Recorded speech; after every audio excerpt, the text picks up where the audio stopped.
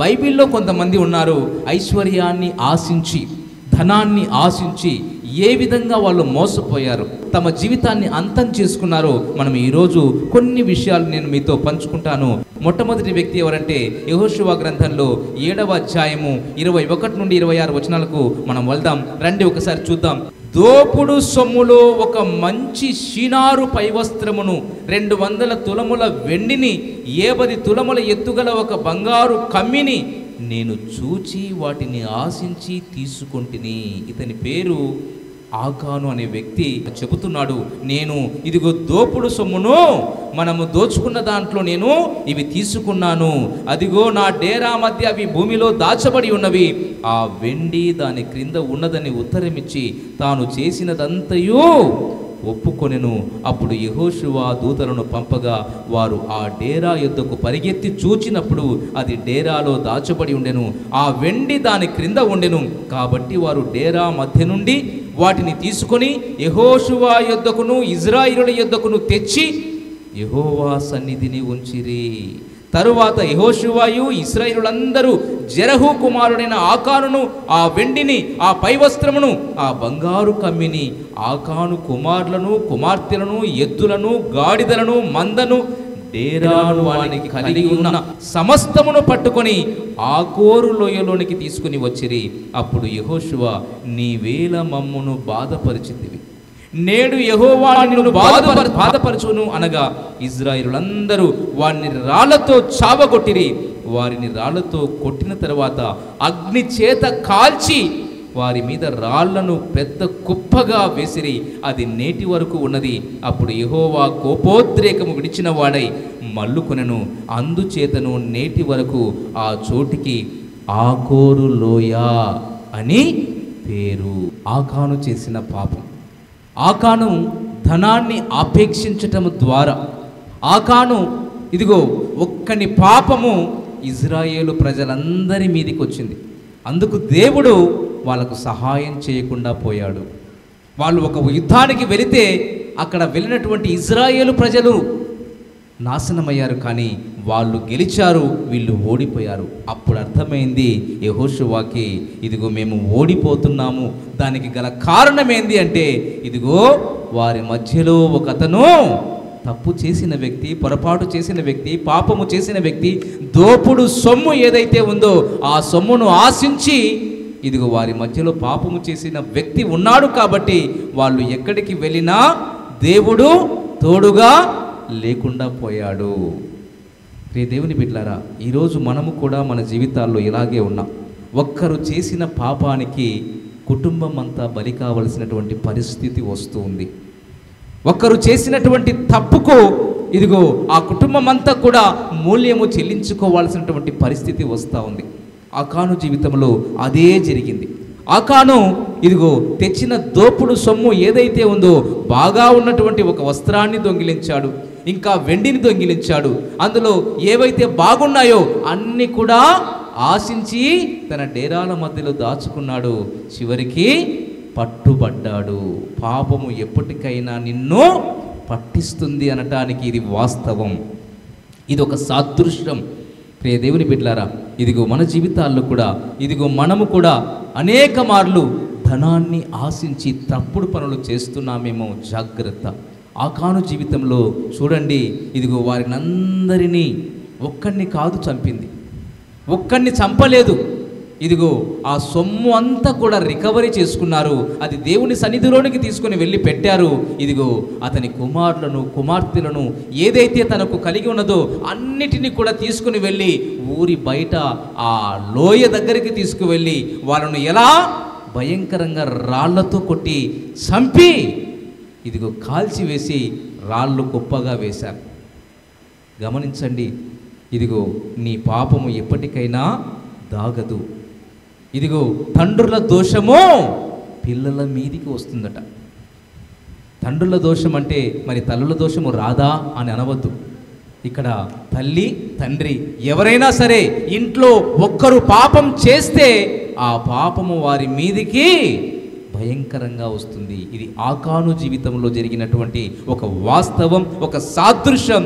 దేవుడు మనకు చూపిస్తున్నటువంటి ఒక వాస్తవం. ప్రియ దేవుని బిడ్డలారా, మరి ఆకాను ధనాన్ని ఆశించి చివరికి తన జీవితాన్ని, తన కుటుంబాన్నే నాశనం చేసుకున్నాడు. అంతేకాదు, ఇంకొక వ్యక్తిని నేను మీకు పరిచయం చేస్తాను. మరి గెహాజీ తన జీవితంలో ఏ విధంగా ధనాన్ని ఆశించి చివరికి ఒక భయంకరమైనటువంటి కుష్టు రోగాన్ని కొని తెచ్చుకున్నాడు. అది మనకందరికీ తెలుసు.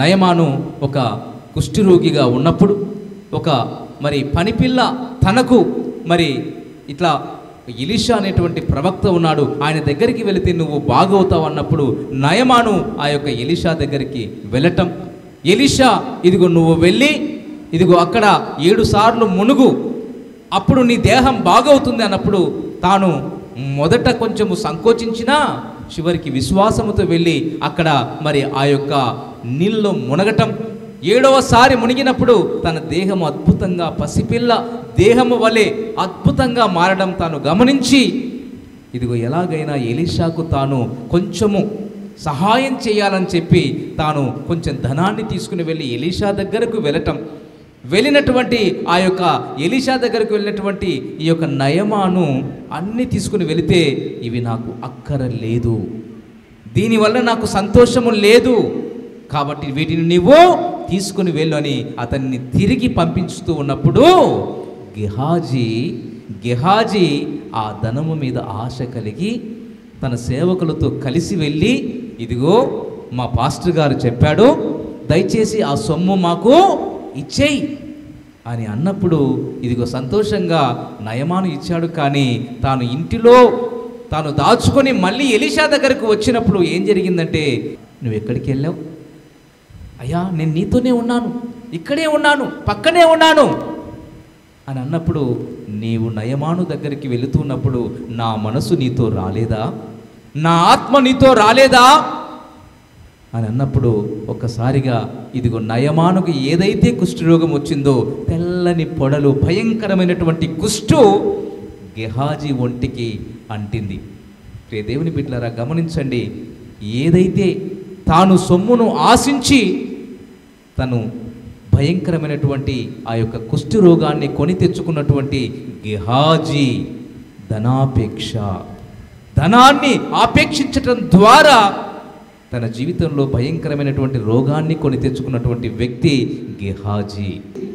ఈ ధనాపేక్ష సమస్తమైన కీడులకు మూలము అని గుర్తించి ఈ వాస్తవాన్ని మనము గుర్తెరిగి ధనము కోసము పరిగెత్తకుండా, ఐశ్వర్యము ప్రయాసపడకుండా నీకెంత అవసరమో కలిగిన దాంట్లో నువ్వు తృప్తి పొంది ఉంటే అది ఎంత నీకు సంతోషకరమో అది గుర్తించి నీ జీవితంలో నీవును నీ ఇంటి వారును దేవునికి మహిమకరంగా జీవించాలని దేవుని మాటల చేత హెచ్చరించబడుతుండగా, మరి డబ్బు లేకుండా మేము ఎలా బ్రతకగలం, డబ్బు మాకు కావాలి కదా అని అంటే నీతిగా సంపాదించు. ఏ విధంగా మరి ప్రభువు మనతో అన్నాడు, ముందు నా నీతిని నా రాజ్యమును వెదకుడి, అప్పుడు మీకేమి కావాలో అడగండి నేనిస్తా, అడుగు వాటికంటే ఊహించు వాటికంటే మరి ఎక్కువగా నేను ఇస్తా. అంతేకాదు ఇదిగో నీకు దాచబడిన ధనాన్నే ఇస్తా, మరుగై ఉన్న ధనాన్నే నేను ఇస్తా. దైవికంగా పొందుకుంటే అది ఎంతటి అద్భుతంగా ఉంటుందంటే, అది ఎంత ఆనందదాయకంగా ఉంటుందంటే మన జీవితంలో నిజమైన సంతోషాన్ని అక్కడ పొందుకోగలుగుతాం. మోసము చేసి మనము సంపాదిస్తే ఆ సంపాదన మన ఊపిరి లాంటిది, జాగ్రత్త. మోసము చేసి తెచ్చుకున్న ధనము ఊపిరితో సమానమట, జాగ్రత్త. ప్రియ దేవుని బిడ్డలారా, మనల్ని మనము సరిచేసుకుందాం. ఒకవేళ మనము అలాంటి ధనాపేక్ష కలిగి ఉంటే, అలాంటి స్వార్థపూరితమైనటువంటి మరి ఆలోచనలు కలిగి ఉంటే మనల్ని మనము సరిదిద్దుకొని దేవునికి అప్పగించుకొని, ప్రభువా ఈ దినము నుండి నేను నీ నీతిని నీ రాజ్యాన్ని వెతుకుతాను, నీ వల్ల నేను జీవించడానికి ప్రయత్నం చేస్తాను, నన్ను నీకు అప్పగించుకుంటానని చెప్పి మనల్ని మనము దేవునికి అప్పగించుకుందాం. కాబట్టి ప్రియ దేవుని బిడ్డలారా, అటు కృప, అటు భాగ్యము, అటు అనుభవంలోనికి దేవుడు మనల్ని నడిపించునుగాక. అందరం ఈ సమయంలో దేవుడు మనతో సూటిగా స్పష్టంగా మాట్లాడి ఉండగా, ఒకవేళ మనము ధనాపేక్ష కలిగినటువంటి వారముగా ఉంటే అటువంటి అవలక్షణాన్ని మనలో నుండి తొలగించుకొని మంచి లక్షణం, ఇదిగో క్రీస్తు యేసునకు కలిగినటువంటి మనస్సు కలిగినటువంటి వారముగా, ఇదిగో మన జీవితంలో ఆయన నీతిని ఆయన రాజ్యాన్ని వెతికేటువంటి వారముగా ఉండే విధంగా ప్రభు యొక్క సహాయాన్ని, పరిశుద్ధాత్మ దేవుని యొక్క సహాయాన్ని మనము అర్థిద్దాం, ప్రార్థిద్దాం. ఇదిగో ప్రభువా, క్రీస్తు యేసునకు కలిగిన మనస్సు నాకు దయచేయి, క్రీస్తు యేసు సారూప్యములోనికి నన్ను మలుచు అని మనం ప్రార్థన చేద్దాం. మహాపరిశుద్ధుడా, మీకు స్తోత్రాలు. మాతో మీరు సూటిగా స్పష్టంగా మాట్లాడినందుకు మీకు కృతజ్ఞతాస్తుతులు తండ్రి.